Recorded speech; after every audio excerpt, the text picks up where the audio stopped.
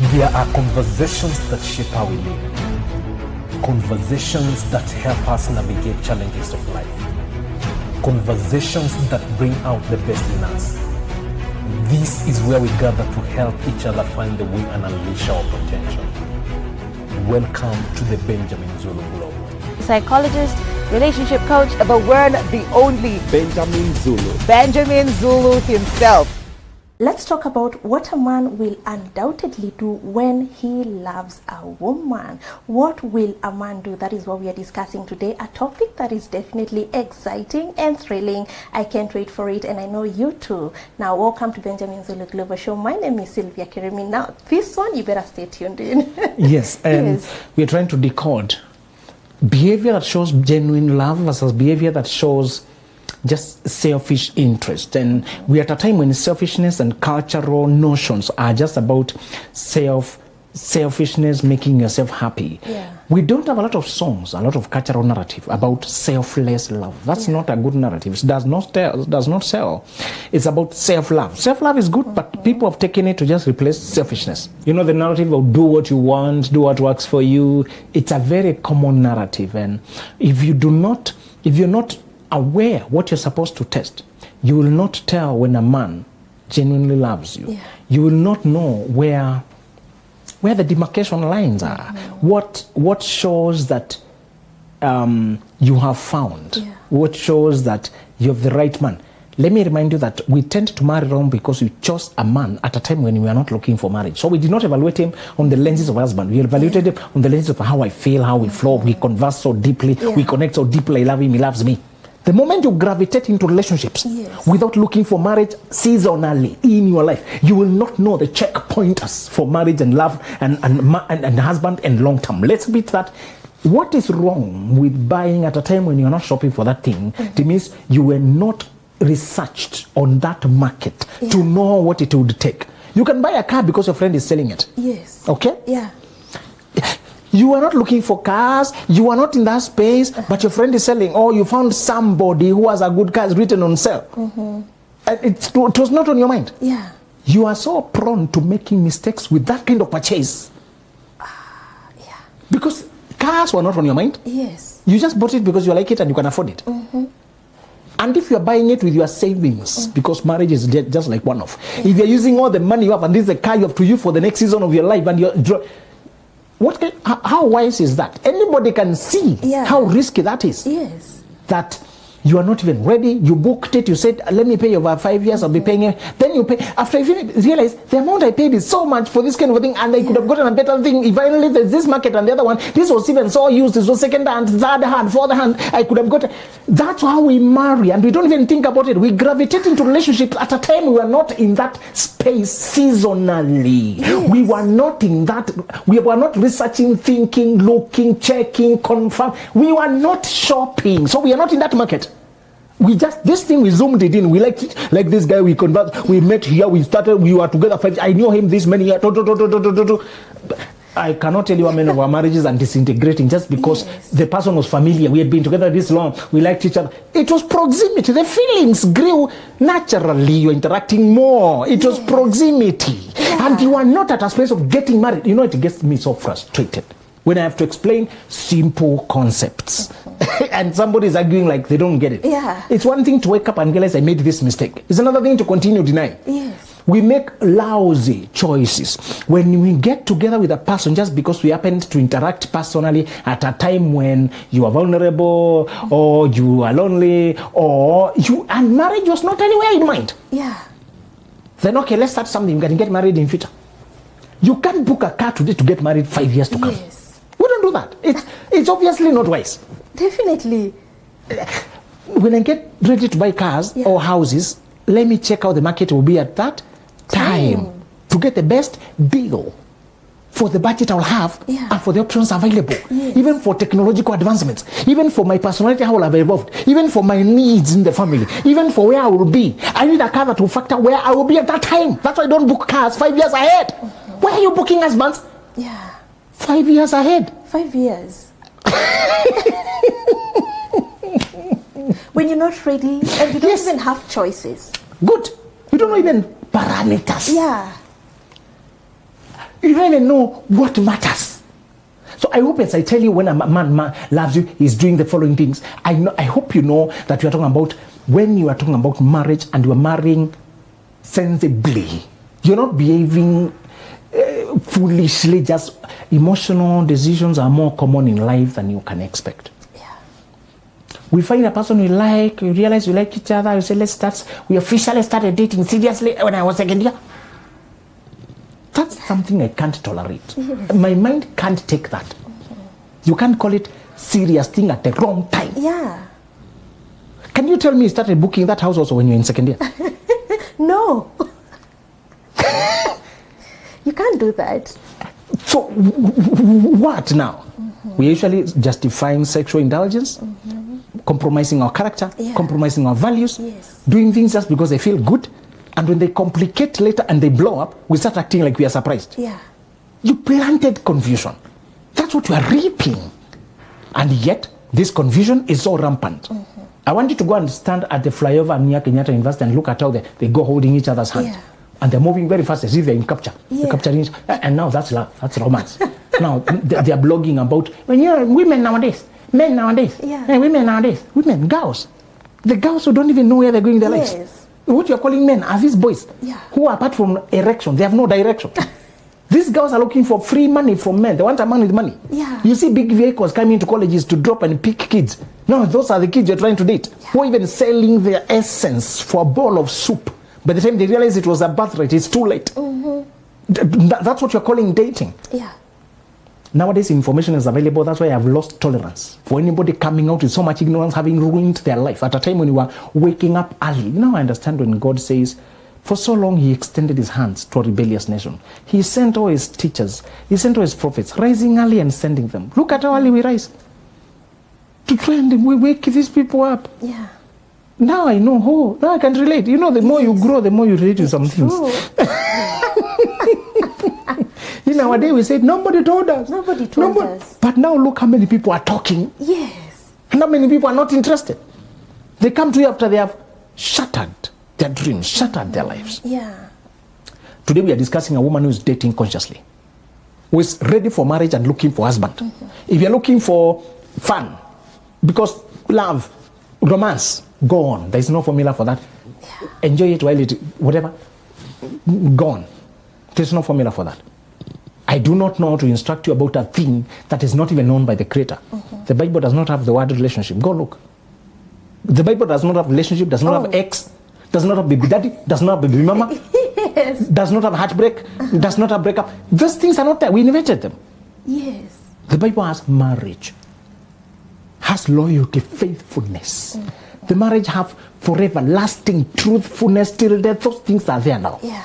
One flesh, living father and mother. That's now what the Creator intended. Yes. These are the things we invented them. We invented them. Yes. With our own restlessness. Yeah. I love that. You know, I've just been thinking, the Bible says, daughter of, not single. You know, exactly. Yes. You're just a daughter. Yeah.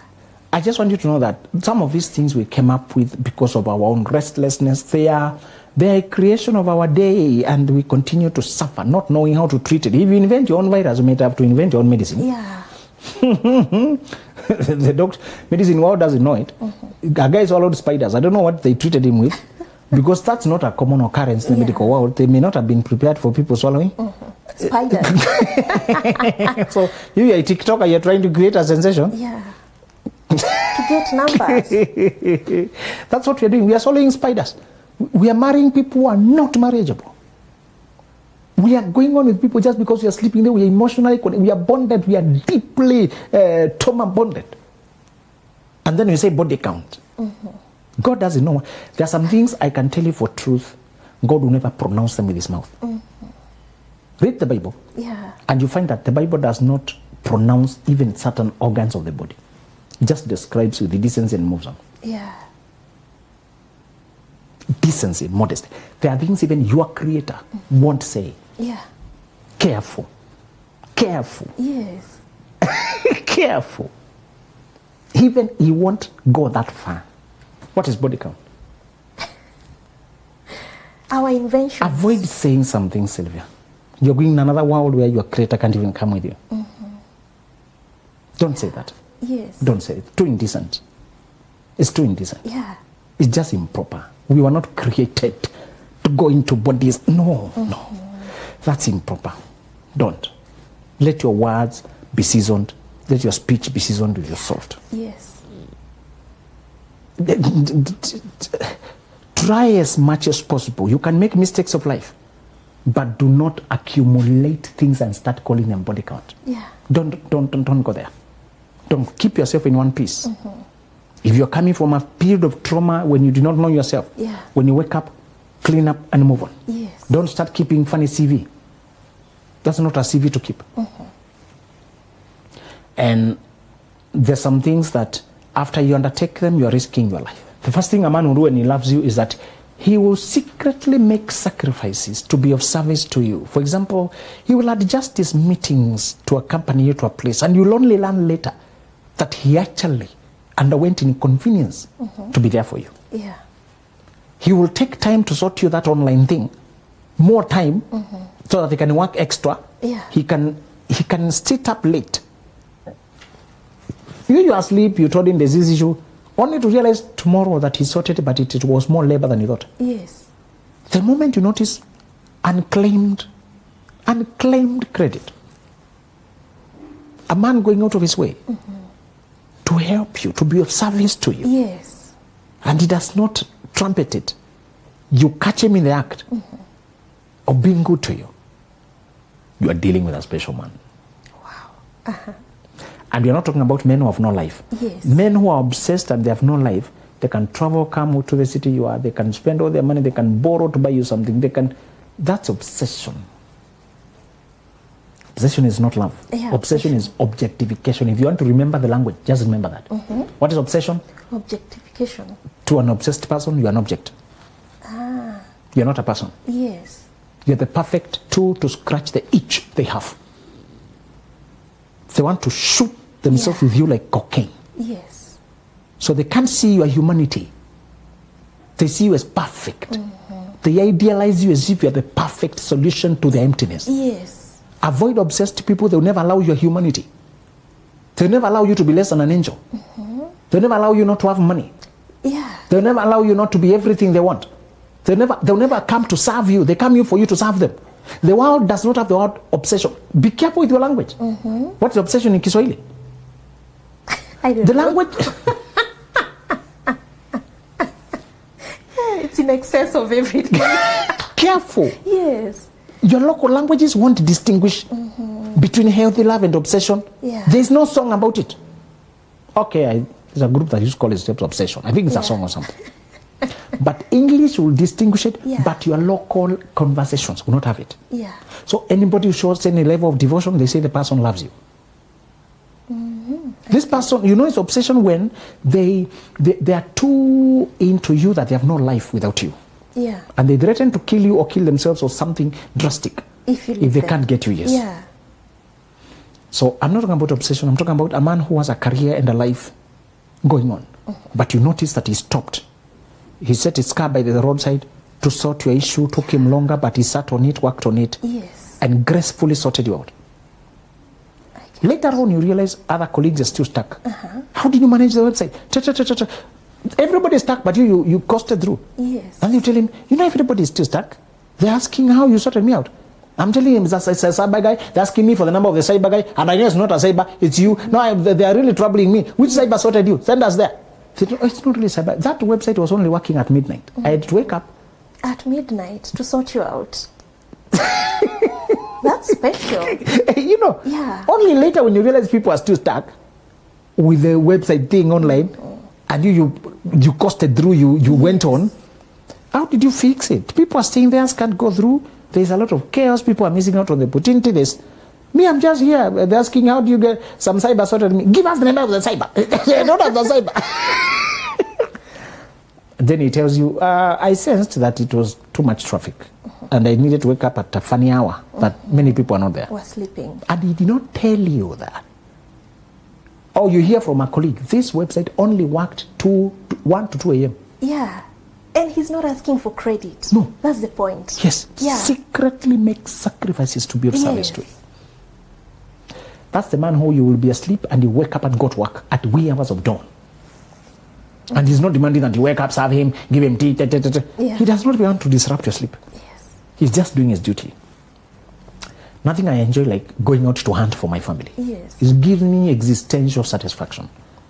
Yeah. That I pick my bow, I pick my arrows, and I into the dark with other hunters. We go there hunting for family. Come home carrying game, and we feed our children, our wife. We see joy. That is the picture I have of hunting for my family. Yes. You disappear into the dark. You come evening loaded. Yeah. They're happy. We are fed. That is, I'm the hunter, she's the gatherer. Yeah. I bring, she gathers. Yes. She manages it, organizes it, cooks for us. So we are hunters and gatherers still. Yeah.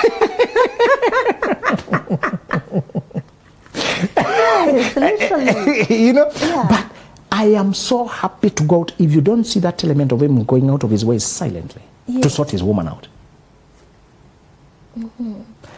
I'm requiring this before you go on with any man, because otherwise you're going to end up with a very selfish, lazy, lousy, escapist man. And you're going to be doing everything for yourself. Yeah. Be careful with a man who's looking for an independent woman. No more men don't look for independent women. A healthy guy does not want an independent woman. Yeah.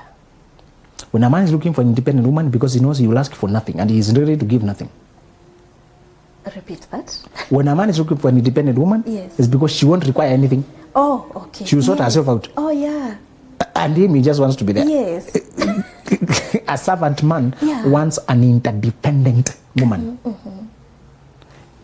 A level of self-reliance is needed. I can't come to you. I don't want to marry you when you're just being fed by your father, you're still being sustained by your family. No. Yeah. Self-reliance is different from Yes. independence. Independence.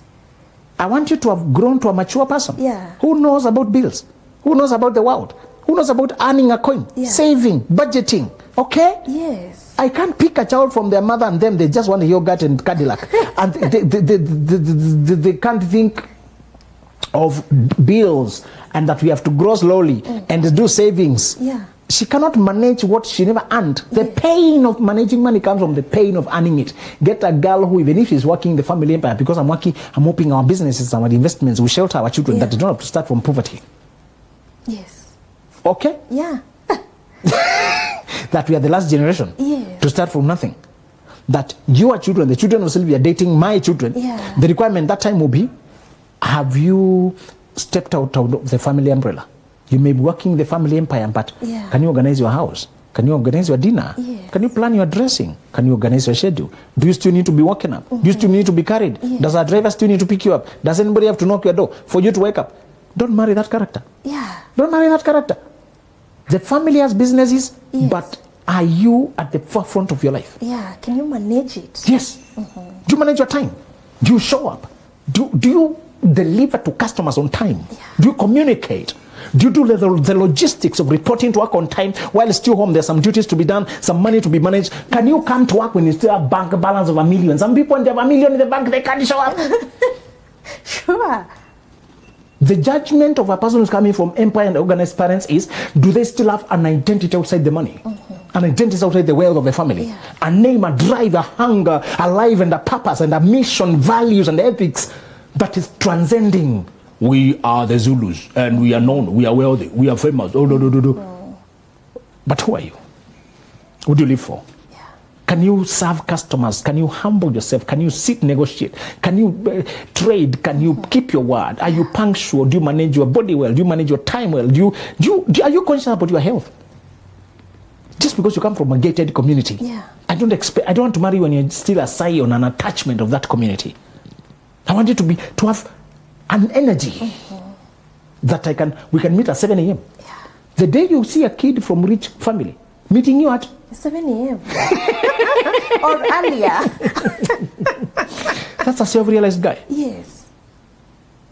In fact, I hope some of the people listening to us don't have to start from poverty, because I'm tired of teaching struggling. I want to teach abundance as well. One sign of Less embarrassing. Yes. Not talking about cockroaches and houseflies. It's not funny. And when it rains, the houses collapse. You have to get something and support it. Yes. That does not fall. So, you know, this guy is a real man when he comes from a comfortable family and he can meet you at any time. Yeah. Anytime. Yes. And he doesn't show it. The sessions I've done with the other kids, they give me the vibe I like. Yeah. They don't flaunt the car. You notice the car accidentally. Yeah. Accidentally. You have to put effort to know what they came driving in. Yes. You have to put effort. They just park over there and come. What was that? You see an autobiography streaming out. After you're done. After you're done. Range Rover autobiography. You see somebody opening a door for them. Yeah. This guy came simply, you discussed life, you talked issues, you could see he has big dreams. He's a thinker.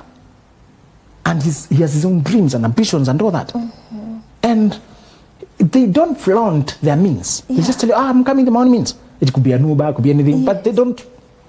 He still acknowledges that he needs help at some point. Yes, when you are a coach, that's the good thing of being a coach. You don't just deal with the problems, you also deal with potential, goals, growth. When you find a guy who has options, he does not have to wake early and all that, but he rises early, he's there on time. I tell you, I did, even when I was young and started doing tuitions, early classes, the earliest group was always the wealthiest group. I don't know, it amazed me, and I had another preacher say he noticed very well that the first group in the early, even the ambience they come with, of course when you're a family person, the children change dynamics, but children are young only within a season time. He said the earliest group, I think it was Veka explaining the masses, he has like 3 or 4 masses, and he said every day, it was a city busy place, said the early group is very distinct. They come from members of a club. They're streaming, within 5 minutes the parking is full, and within 5 minutes it's empty. We start 6:30, these guys streaming 6:20 something, they come back, we come to our thing and they're out. They behave like members of a certain club. Yeah. They said, I observed that, I said, no wonder they are ahead in life. The machines that pull in there, the precision of their time, how easy they are to go, that's the catch. When I also taught their kids, that's the ambience they gave me. They were always on time. If they're running late, they'll communicate. Even 3 minutes. I may be 3 minutes late by my Google timer. Please accommodate me. Thank you for patience. Yes. And the other idiots don't care. They just come 15 minutes. Oh, sorry, there was traffic. Yeah. Every day. Every day. You see secret sacrifices to be of service to you. They don't trumpet it, but you know they went out of their way. The second sign that a man truly loves you is when he goes beyond empathy. Empathy is what people listen to feel what you feel, but when he's stressed by what stresses you. This is advanced empathy.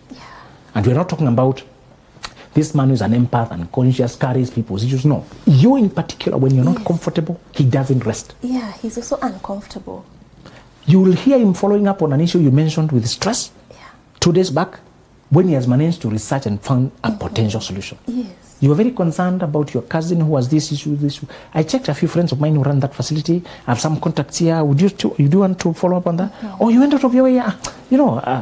Sometimes you help each other. Yeah. This guy can help with his networks. He can talk to this person, talk to the other one. Yes. Can link you up with that errand boy, manage to get a school or something, talk to them. What stresses you stresses him. This is high empathy, very high level of empathy. And it's not just stress sitting there to worry. It's helping you to solve it, to crack it, to try and put some effort and your minds together. The one thing you know you found the right man is that you feel like even difficult situations of life, you can rely on him to help you face them, to help you crack them, to help you resolve them. That level of connection only comes from a person who cares for your soul, your joy, and they see you as part of their life. And what affects you affects them. Yeah. This comes as soon as you guys are beginning to be personal, you see like you're forming a life together, and they notice developmental people are funny. They visit where you live and they have all the ideas how you can improve. They are always into improvements. They don't pest it or throw it every time before you ask, but they can help you with everything you're working on. That's what I'm trying to tell you. Yeah. They are so development-minded, they will help you with everything you're trying to work on. They know how to improve something. Yeah. That's why I want you to interact with rich kids. Not the rich in terms of entitled. Yes. I'm talking about creators. Yeah. Money makers. Yes. Dreamers. They are very creative. They can tweak what your problem you are dealing with. You know, sometimes your problems persist because you are sharing them with other problems. You know, some people, they really can't help you. And you hang around problem solvers. Yes. And you see how you drop an issue and they take like a puzzle. You know the way we take a puzzle? Yes. Or you're doing group discussion? Yeah. I really like those company of those guys. Somebody drops an issue and everybody's like this. Did you try this? They own it. Yeah. You do group discussion with your guy. Yes. And you brainstorm, you troubleshoot, and he's taking it like it's our issue. You know? And when you finally get it, he's like, we tossed to it, we did it. Yeah. Now you've found a guy who can brainstorm with you, who can build with you, and that's how you feel that you're supported. Yeah. And it could be a stressor in your life or a worry about something that you may not have done well, or you wish your family. Sometimes our parents are the real source of stress. They don't collaborate, they waste resources. They are too conflicting, they don't take care of their children. You are forced to always be coming in to mediate. The stressor could be your parents. They're just enemies who are living together. And every time there's crisis, this guy can help you accept, radical acceptance. Yeah. That these are my parents and they're choosing a life that I cannot unchoose for them. Yeah. And I will have to create a distance inevitably at some point. I will have to go my own way. I'll have to cry the cry of Orpah, Ruth, and Naomi, that now circumstances are forcing us to take away. You're starting your own family, you need to cry and go. Yeah. Say goodbye when it's hurting. Mom and Dad, so long. It's been so long. I need to go on and build my own home. I can see a lot of chaos here that I wish I could change. Wish I could stay on and work on. But I am being beckoned by my future. If this guy can teach you how to handle your family, because wealthy guys know how to bring closure, my friend. They have had to bring closure on things that were still pulling them in. Yes. You should date the wealthy guys. They think differently. The wealth is a result of how they live. Yes. I tell you the truth. Their brain is what you like the most. They're generous with ideas. Yeah. There's a group called Business Network International, BNI. My friend used to attend it. And they used to do brainstorming on every day they have a person presenting their business. Then all of them contribute ideas to that business. And if they know anybody wants to buy those kind of things, they forward them to you. Yeah. So the BNI membership was like a group discussion and internal networking. And he was telling me the ideas he got there, when he says he deals with glass or tent or something like that, next time they'll come to, I checked this website, there's some suppliers. Do you know about them? A friend of mine mentioned, if somebody is taking time to check something that may help you, that's what we are talking about, the teamwork. Yeah. If you find one or two people like that, or you marry one, sometimes they tell you to surround yourself with millionaires. I'm also telling you to marry one. You need to get that lesson really fast. Stop all the obsession with struggling people. Humble beginnings. That's not humble backgrounds. That's not a pretty thing. There's nothing humble about it. It's humiliating. Yes.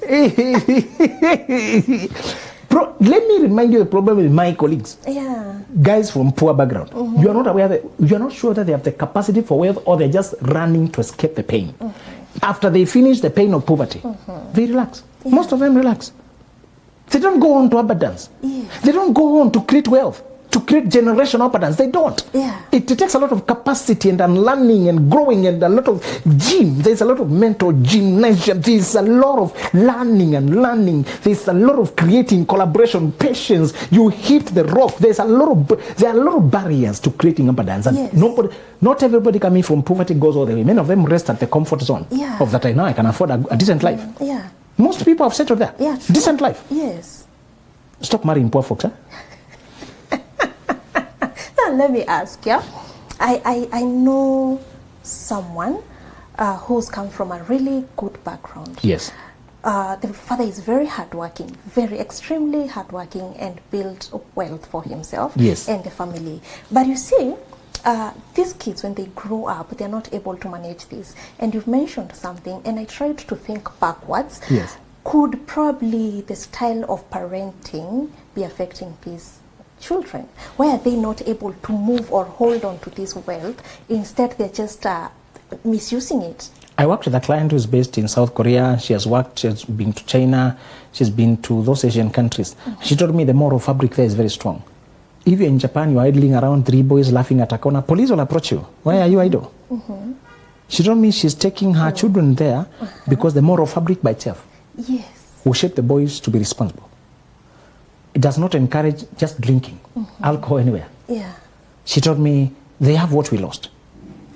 And she told me she did not have a dad, she did not have their father to raise them. And she was looking for whichever, we were discussing, brainstorming that which cultural setup could help her. When you work in a culture where people glorify partying, party after party is a song. So it's a party after party after party. If that's the culture, even when you're a parent, you're diligent. You're trying to teach them. Your children can be taken away by the culture of your day. Let's stop blaming parents too much. The culture we are in has gone into entertainment throughout, and the children are hearing those voices out there. The clubs are very loud. The social media is very loud. Your children can be enticed right out of your nose, under your nose, by the schools they go to, the social events they go to. It's just partying. Have you noticed that in the agricultural show, it's not the show they come for, it's the after show. Entertainment. Is the partying. There are more people in the clubs and partying than there are actually at the show. That's what amazed me. We would go to the show and people are not, that's not what brought them. So a dad even, I want to ask parents who are trying to build wealth to include our children as closely as we can. But also let's remember that we have another struggle Japanese don't have, South Koreans don't have. A decayed culture. That is struggling to counter your voice. Why work hard? Just enjoy yourself. Life is short. Just take it at a time. And the music, the social media stream, the social everywhere. It's not always the parent. Nowadays, it's the culture. They are competing with you, trying to instill hard work, discipline, consistency. This is not palatable. The indulgence is palatable. So yes, you as a parent must be intentional. That's why I told you I will not wait for my child to reach 18, 28. My friend, as soon as this fella is 7 years, they will sit with you and see what you do. I want us to embarrass the world by carrying our children to places they traditionally don't go. Meetings. I will embarrass the world. I'm prepared. I'm willing to meet. I like that. I'll make everybody uncomfortable. No, this meeting is not for children. Actually, I'm going out with my son. Like Indians do. Yes. You can't tell an Indian not to bring their son. Just a funny character there, looking, listening. And they know how to sit down for 2 hours. Not Cerelac and yogurt. And computer game after 30 minutes. No, you can sit through. They may have packed food or whatever, but the boy, the girl is there. And can ask dad questions. When that guy asked this, what was it about? What do they mean when they say turnaround time? What do they mean when they say this? Grant Cardone, one of the guys who I follow, as private jet, is doing very well as a coach. He has 2 daughters. That daughter is addressing a global meeting at 15. Hey. Which game are they playing? 15. 15 years. And the meeting belongs to dad, but the girl has a session there. And she's quoting things dad said and how she learned. 15. What are our 15-year-olds doing? Writing letter to boyfriend. And scrolling, shaking what their mama gave them. YOLO. You only live once. Yes. So, just to tell you that, it could be that the influence of the culture. I don't encourage, I am not saying you must run away, but I'm saying the immediate environment. Don't just take your children to a place where it's just moral decay. Be careful about your neighborhood. Pay the price to take your children to decent, immediately. Even if you can't change the whole culture, the country you are in, that neighborhood. Yes. A place where even when they ride a bike, they're not meeting drunken age mates. Okay? Yes. They're not meeting drunken age mates having sex or holding, dancing. Yes. Okay? Try. Yeah. Environment is very powerful. Yes. Very powerful. Stop just buying this house is affordable, it's in a good location. What will my children grow seeing? Yes. You can even buy a big land for them to be moving within your farm. When they kick a ball, it's just the mangoes they're kicking. Yeah. It's not just another skimpy interest. Yeah, they see around. And then you have to detox all that toxicity from your son every day. Let's be thoughtful about environment. Yes. Wow, amazing. This conversation would have gone longer because anything growth, self-development and understanding ourselves is always so personal to so many people. Correct. Thank you so much for that. Thank you also our viewers for staying tuned in after this moment. See you next time. There are conversations that shape how we live. Conversations that help us navigate challenges of life. Conversations that bring out the best in us. This is where we gather to help each other find the way and unleash our potential. Welcome to the Benjamin Zone.